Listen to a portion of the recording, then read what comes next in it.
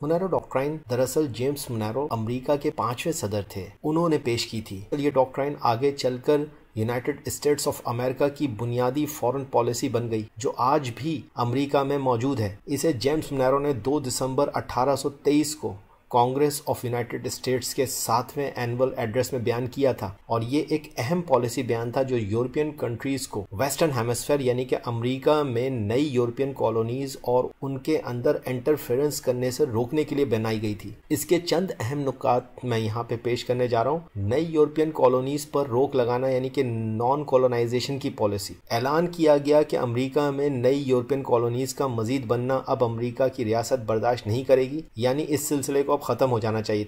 Non interference policy. Western hemisphere यानी कि America के मामलात में यूरोपियन कंट्रीज की तरफ से कोई भी छेड़छाड़ पर रोक लगा दी गई, या यूं कहें कि यूरोपियन कंट्रीज को ऐसा करने से बाज रहने की सलाह दी गई, और इसको अमेरिकी अमन और उसकी सॉवरेनिटी के लिए खतरा करार दिया गया।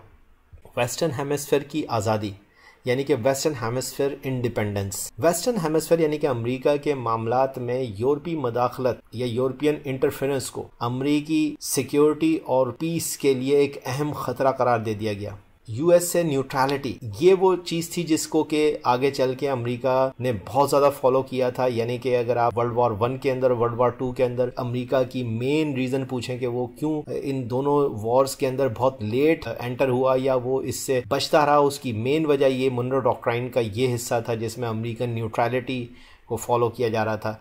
यानी कि जब अमेरिका ने कहा कि वेस्टर्न हेमिस्फीयर के अंदर यूरोपियन इंटरफेरेंस को वो बिल्कुल भी बर्दाश्त नहीं करेगा, तो उसके बदले में अमेरिका क्या देगा? अमेरिका यूरोप को न्यूट्रलिटी देगा, यानी कि बदले में अमेरिका भी यूरोपियन इंटरनल अफेयर्स या वहाँ की जंगों में मदाखलत नहीं करेगा।